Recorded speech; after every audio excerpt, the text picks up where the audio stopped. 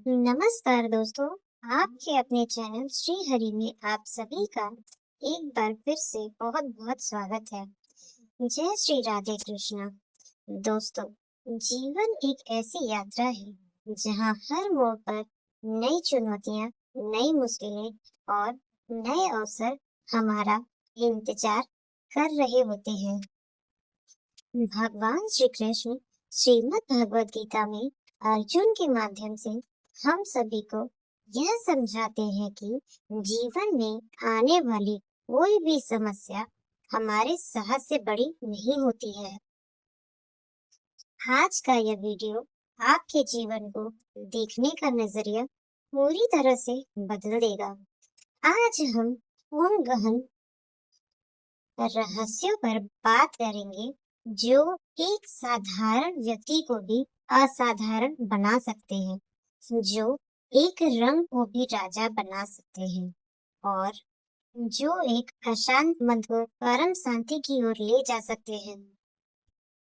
इसलिए अपने जीवन के इस कीमती समय में से कुछ पल निकालकर इस वीडियो को अंत तक जरूर देखें, क्योंकि अधूरा ज्ञान हमेशा विष के समान होता है, जबकि पूर्ण ज्ञान अमृत बनकर आपके जीवन को सफल बना देता है। तो चलिए अपने मन को एकाग्र करते हैं, दुनिया की चिंताओं को छोड़ते हैं और प्रभु श्री हरि का नाम लेकर इस दिव्य ज्ञान की शुरुआत करते हैं। इस संसार में हर व्यक्ति सफलता, धन और सम्मान चाहता है, लेकिन विडंबना ये है कि हम सफलता तो चाहते हैं, पर उस सफलता के लिए जिस तपन, संघर्ष और त्याग की आवश्यकता होती है, उससे हम घबरा जाते हैं। श्री कृष्ण कहते हैं कि यह संसार एक कर्म भूमि है, यहाँ बिना कर्म किए शरीर का निर्वाह भी संभव नहीं है। बहुत से लोग कर्म से पहले फल की चिंता में डूब जाते हैं और अपनी किस्मत को कोसने लगते हैं। लेकिन सत्य तो ये है कि मनुष्य अपने भाग्य का निर्माता स्वयं है। आप आज जो है वह आपके कल के कर्मों का परिणाम है और आप कल जो होंगे वो आपके आज के कर्मों का निर्भर करेगा। याद रखिए, अंधकार चाहे कितना भी घना क्यों न हो, एक छोटा सा दीपक उसे चीरने की क्षमता रखता है। आपके जीवन का वो दीपक है आपका परिश्रम और आपका ज्ञान। इसी संदर्भ में जीवन की दिशा को समझने के लिए आइए सुनते हैं एक बहुत ही प्रेरक और ज्ञानवर्धक कहानी। बहुत समय पहले की बात है, एक राज्य में एक बहुत ही प्रसिद्ध मूर्तिकार रहता था। उसकी कला ऐसी थी कि वह पत्थरों में भी जान डाल देता था। उसी राज्य में विजय नाम का एक गरीब युवक रहता था। विजय के पास न खेती के लिए जमीन थी और न व्यापार के लिए धन।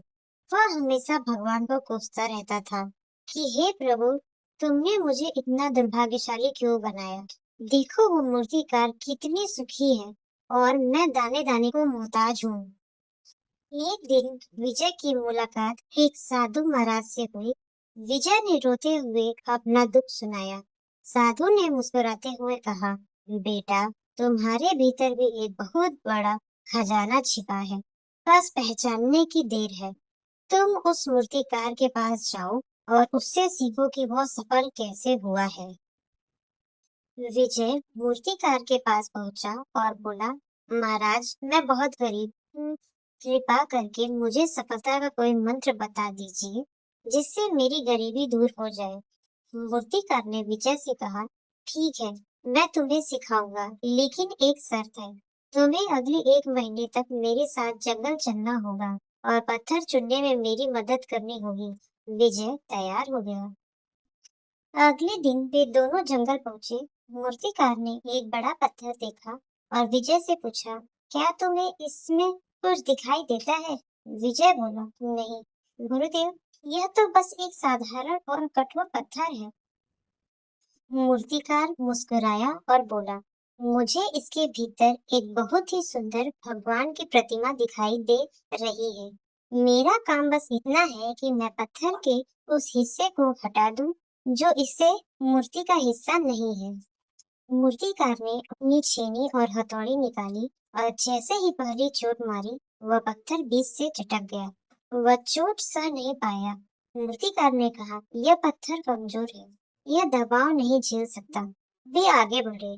दूसरा पत्थर भी नब्जखानी के दौरान भुरभुरा होकर बिखर गया। अंत में उन्हें एक तीसरा पत्थर मिला जो देखने में बहुत ही रूखा और भद्दा था। लेकिन जब मूर्तिकार ने उस पर छीनी चलाई तो उसने चोट का विरोध नहीं किया। पूरे 1 महीने तक उस पत्थर पर हथौड़े चलते रहे। छीने की मार पड़ती रही। अगर वो पत्थर बोल पाता तो शायद दर्द से चिल्ला उठता, लेकिन वह स्थिर रहा और 1 महीने बाद उस भद्दे पत्थर से एक अत्यंत दिव्य और अद्भुत मूर्ति प्रकट हुई। मूर्तिकार ने विजय से पूछा, विजय, तुमने इससे क्या सीखा? विजय बोला, यही कि आप बहुत बड़े कलाकार हैं। मूर्तिकार ने सिर हिलाया और कहा, नहीं विजय, तुमने असली बात नहीं सीखी। जंगल में हजारों पत्थर थे, लेकिन मूर्ति उसी में से निकली जिसने छीनी और हथौड़े की मार को सहा। जो पत्थर पहली चोट में टूट गया, उसका इस्तेमाल अब लोग सड़क बनाने और पैरों तले रौंदने के लिए करेंगे। लेकिन जिस पत्थर ने अंत तक कष्ट सहा, आज वह मंदिर में स्थापित होगा और पूरी दुनिया उसकी पूजा करेगी। मूर्तिकार ने विजय को समझाया कि हम सब भी उसी पत्थर की तरह हैं। यह जीवन ही वो मूर्तिकार है और हमारे जीवन की मुसीबतें, गरीबी, अपमान और संघर्ष ही वो छीनी और हथौड़ी है। जो इंसान इन मुसीबतों की चोट से डरकर टूट जाता है या हार मान लेता है, उसका जीवन में कोई मूल्य नहीं रह जाता। लेकिन जो इन संघर्षों को यह सह लेता है, अपने आलस्य और डर को काट कर अलग कर देता है, वही एक दिन महान बनता है। गीता में श्री कृष्ण कहते हैं, मनुष्य को अपने द्वारा अपना उद्धार करना चाहिए, खुद को नीचे नहीं गिराना चाहिए, क्योंकि आप खुद ही अपने सबसे बड़े मित्र हैं और खुद ही अपने सबसे बड़े शत्रु। जब आप आलस्य करते हैं तो आप अपने शत्रु बन जाते हैं, और जब आप मेहनत करते हैं तो आप अपने मित्र खुद ही बन जाते हैं। जैसे एक बीज को भी वृक्ष बनने के लिए अंधेरे में मिट्टी के नीचे अकेले रहकर संघर्ष करना पड़ता है, वैसे ही आपके जीवन का यह अकेलापन, यह संघर्ष ही वो मिट्टी है जहां आपकी सफलता के बीज छिपे हैं। इसे कोसिए मत, इसका सामना कीजिए।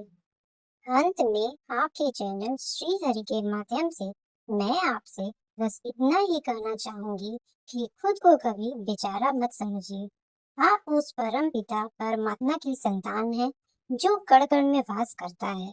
विश्वास रखिए, जिस ईश्वर ने आपको जन्म दिया है, उसने आपके जीवन का उद्देश्य भी तय किया है। बस आप अपने कर्म को करते रहिए।